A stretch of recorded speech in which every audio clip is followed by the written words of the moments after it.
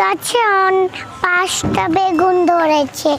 শিক্ষা শুধু বইয়ের পাতায় সীমাবদ্ধ নয়। এই দর্শনকে সামনে রেখে কুমিল্লা নগরীর দ্বিতীয় মুরাদপুর এলাকা শিশুর আনন্দ শিক্ষাগৃহ নিয়েছে এক ব্যতিক্রম ধর্মীয় উদ্যোগ। প্রতিষ্ঠানে আয়োজন করা হয় সবজি পার্টি। লক্ষ্য একটাই, শিশুদের নৈতিকতা, পরিবেশ সচেতনতা এবং বাস্তব জ্ঞান হাতে কলমে শেখানো। বেগুনে গেছিলাম, তারপরে বেগুন গাছ থেকে বেগুন পাচ্ছিলাম। এই বেগুন আমরা এখন রেঁধে খাবো। এই ধরনের শিক্ষাদান শিশুর মনোজগতে গভীর প্রভাব ফেলে।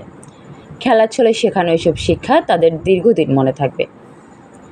প্রতিটি শিশুর জন্য টবে রোপণ করা হয় সবজির চারা। এরপর তা পরিচর্যা করে শিশুরা নিজের হাতে, আর সেই গাছেই ধরেছে ফল।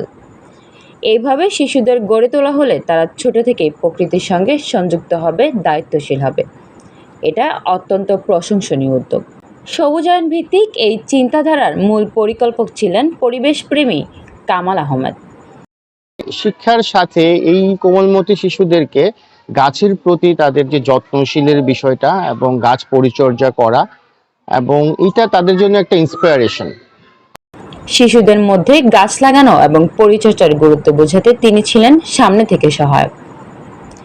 এক আনন্দঘন পরিবেশে গত 22 মে বৃহস্পতিবার স্কুল প্রাঙ্গণে অনুষ্ঠিত হয় এই ব্যতিক্রমী সবজি পার্টি, যেখানে উপস্থিত ছিলেন শিক্ষার্থী, শিক্ষক ও অভিভাবকরা।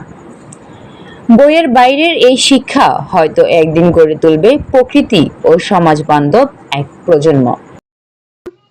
স্কুলে ভর্তি হওয়ার আগে ততটা ওর মন ছিল না স্কুলের প্রতি। স্কুলে ভর্তি করানোর পরে তার অনেকটা আকর্ষণ স্কুলের প্রতি, যে স্কুলে আসবে, স্কুলে পড়াশোনা হয় বা এমন কোনো কিছু। আস্তে আস্তে ধীরে ধীরে তার অনেকটা মন বেড়ে যায় স্কুলের জন্য। ও স্কুল মিসই করতে চায় না, বরং চেষ্টা সে আমার উপর রাগারাগি করে স্কুল মিস দিলে। এই কয়েক মাসে আমি ওর অনেক উন্নতি দেখতে পেয়েছি।